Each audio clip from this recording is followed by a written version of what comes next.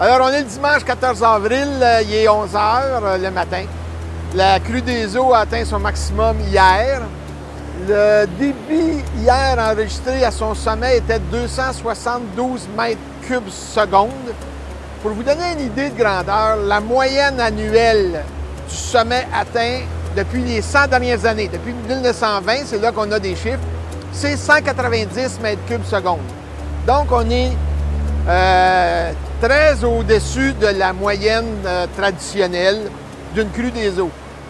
On s'est tous dit la même chose. Il n'y a pas beaucoup de neige cette année, ça devrait bien aller, on ne devrait pas avoir de dommages. Et on s'est aperçu qu'une pluie diluvienne vient faire toute la différence.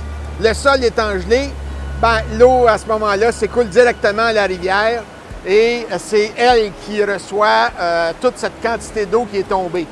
Ça a été le même phénomène dans d'autres époques.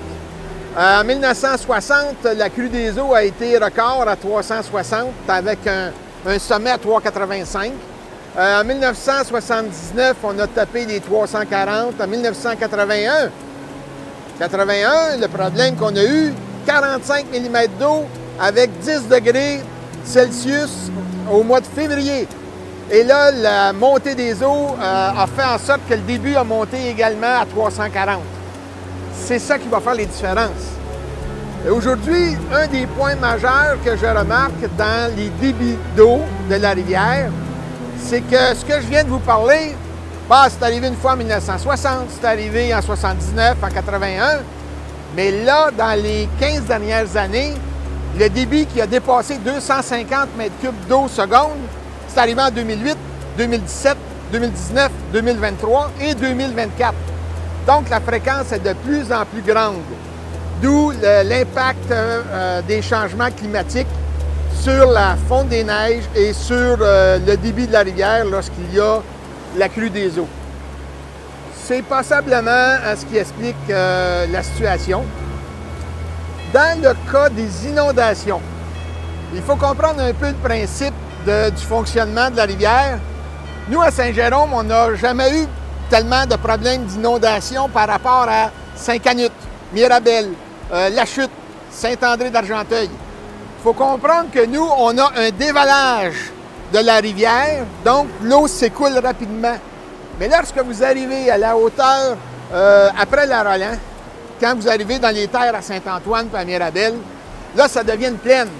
Ce qui fait que l'eau ne s'évacue plus aussi rapidement et là, ça fait un gonflement qui déborde sur les terres agricoles. D'où la raison que ces secteurs-là sont toujours inondés par rapport à nous autres qui ne l'est pas. C'est un peu comme, j'ai déjà donné l'explication au conseil de ville, c'est un peu comme si je bois beaucoup d'eau. Je prends un grand verre, je le bois. La quantité d'eau qui va passer dans le gosier va toujours être la même. Puis je peux en prendre un, deux, trois. Mais à un moment donné, ça va refouler, là. Ça va refouler dans le ventre, ça va gonfler. C'est le même principe à ce moment-là, c'est que quand vous êtes en aval de Saint-Jérôme, vous avez des refoulements d'eau qui sont plus constants que dans la ville même. Ça nous donne à peu près le portrait de la situation sur la crue des eaux. Normalement, cette année, le pire devrait passer, à moins qu'on se retrouve encore avec des pluies diluviennes dans 5-10 jours. Là, ça remet tout en question encore une fois. On est sur le site actuellement de l'usine de papier Roland qui a été construite en 1882. Déjà, la compagnie avait fait monter une digue qu'on voit, là, l'espèce de dame qui est ici, pour faire une rétention d'eau. Et l'usine s'est construite en 1882. La raison pour laquelle on retrouve cette dame qui est ici, c'est que l'eau à ce moment-là était emmagasinée de l'autre côté et elle déviait par en arrière pour passer derrière l'usine et surtout derrière la tour qu'on a là. Et c'était à l'époque la force hydraulique. Donc la force de l'eau et non pas d'électricité, ça n'existait pas. Alors la force hydraulique faisait tourner des turbines qui, eux, faisaient tourner des courroies de transmission avec des arbres de transmission pour faire tourner les machines à papier. D'où la raison pourquoi que l'usine de Roland, elle est si basse au niveau de la rivière et que très souvent, pendant plusieurs années, il y a eu des inondations dans les sous-sols, surtout au début, dans les années 1880. Même en 1885, il y a eu le pont qui était arraché à cause de la crue des eaux. C'était un pont de bois. Et là-bas, c'était régulièrement inondé. Ça l'a été, moi j'ai des photos de 1979, 1981.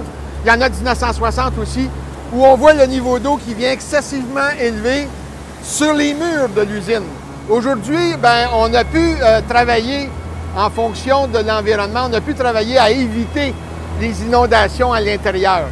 Mais à l'époque, c'était spectaculaire, mais aussi très dérangeant.